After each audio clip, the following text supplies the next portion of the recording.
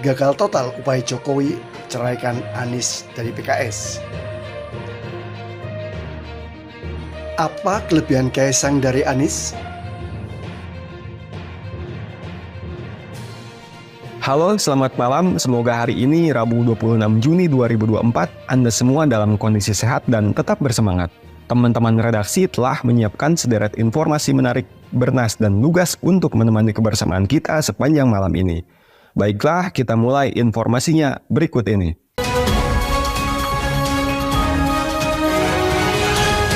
Tinggal di Jakarta, saya nggak boleh jalan-jalan di Jakarta. Masa saya jalan-jalan ke Grand Indonesia dikira saya kampanye, kan juga enggak. Kaisang hampir dipastikan maju di Pilgub Jakarta. Modalnya sebenarnya tidak ada selain faktor nekat dan mengandalkan kelicikan ayahnya Jokowi. Di Jakarta, Kaisang tidak punya nilai jual sama sekali. Apalagi dari dulu, Jakarta dikenal selalu oposisi penguasa. Berbeda dengan Kaisang, Anies justru memiliki modal, yaitu elektabilitas tinggi, incumbent yang sukses.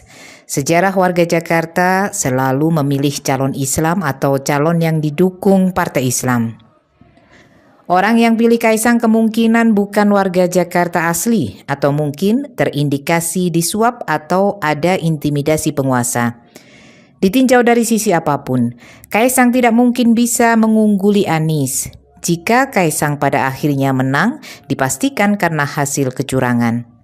Warga Jakarta harus waspada, jangan sampai praktek-praktek kecurangan di Pilpres 2024 terulang lagi. Warga Jakarta harus mengantisipasi 5 bentuk kecurangan.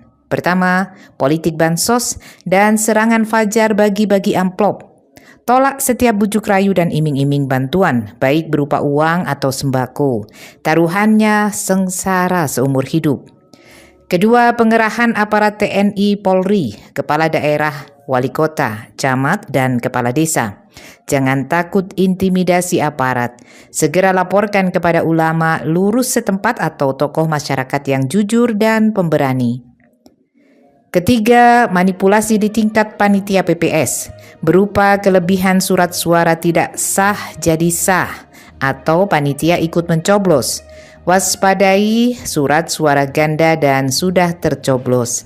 Setiap pemilih harus cek dulu sebelum mencoblos. Keempat, utak-atik data di KPU. Para relawan Anies harus punya bukti lengkap data form C1 di seluruh TPS dengan cara mendokumentasi via foto atau membuat kopian. Kelima, sandiwara di MK. Semoga tidak ada sengketa pilkada sehingga harus dibawa ke MK, karena para hakim MK diduga sudah terbeli penguasa. Jika Kaisang tidak dibantu dengan kecurangan, hampir dipastikan bakal kalah. Masih berniat membandingkan Kaisang dengan Anies? Mungkin ibarat bumi dan langit. Simak keduanya dari beberapa aspek. Dari track record keberhasilan, Anies jelas jauh di atas Kaisang. Dari pengalaman berpolitik, Kaisang masih sangat mentah dibandingkan Anies yang pernah menjadi gubernur. Anies memiliki hubungan dengan luar negeri yang membanggakan. Lantas apa yang bisa diperbuat Kaisang selain jualan pisang? Terakhir, soal integritas pribadi. Apa kelebihan Kaisang dibandingkan Anies yang tulus, soleh, jujur, bersih dari korupsi, cerdas, berwibawa, demokratis, amanah, toleran, adil, peduli rakyat, dan tidak ambisi jabatan? Apakah Jakarta juga ingin dihancurkan demi mengikuti syahwat berkuasa Jokowi dan politik dinastinya? Tidakkah para elit memikirkan kemajuan bangsa dan negara, bukan sekadar memikirkan jabatan diri sendiri dan keluarganya? Jika Kaisang akan tetap dimenangkan, hampir dipastikan Jakarta akan jadi kota yang terbelakang kembali. Pikir dan waspada sebelum memilih, sesal kemudian tiada berguna. Pertarungan elit politik di Pilkada 2024 semakin memanas, khususnya di Pilgub Jakarta. Ridwan Kamil dalam posisi dilematik apakah melanjutkan bertempur dengan Anies Baswedan atau kembali ke Jawa Barat di mana peluangnya lebih besar. Sekarang kita beralih ke informasi lain yang tidak kalah menariknya.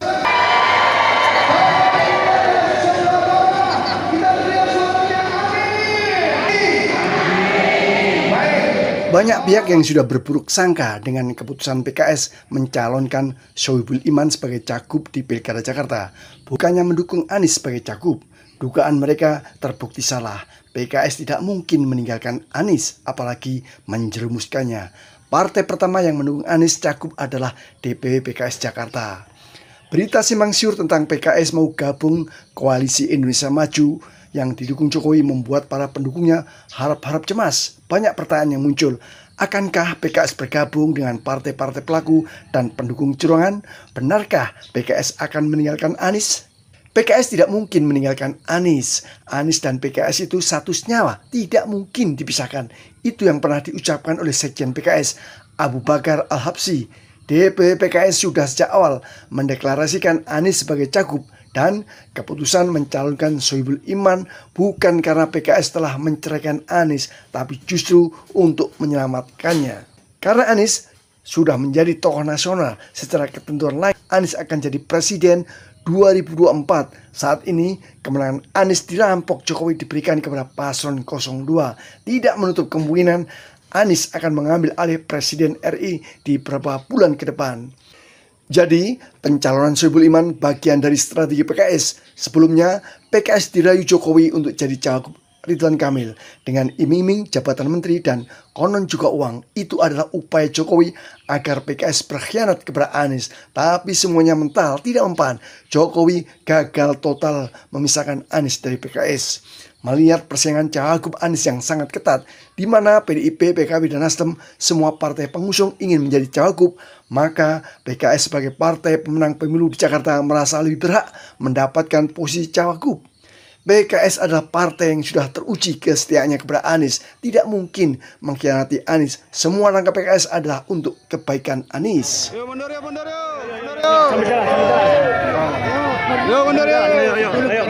Sajian puisi berikut menjadi penanda akhir kebersamaan kita hari ini. Saya dan segenap tim redaksi berterima kasih atas support Anda agar FNN TV tetap eksis, menyuarakan keadilan di tanah air. Sekali deui, hatur nuhun pisan. Terima kasih, sampai jumpa. Keadaan hati Taufik Ismail. Kalau engkau tak mampu menjadi beringin yang tegak di puncak bukit, jadilah belukar. Tetapi belukar yang baik yang tumbuh di tepi danau. Kalau kamu tak sanggup menjadi belukar, jadi saja rumput, tetapi rumput yang berkuat tanggul pinggiran jalan. Dan kalau engkau tak mampu menjadi jalan raya, jadilah saja jalan kecil, tapi jalan setapak yang membawa orang ke mata air. Tidaklah semua menjadi kapten, tentu ada kapalnya.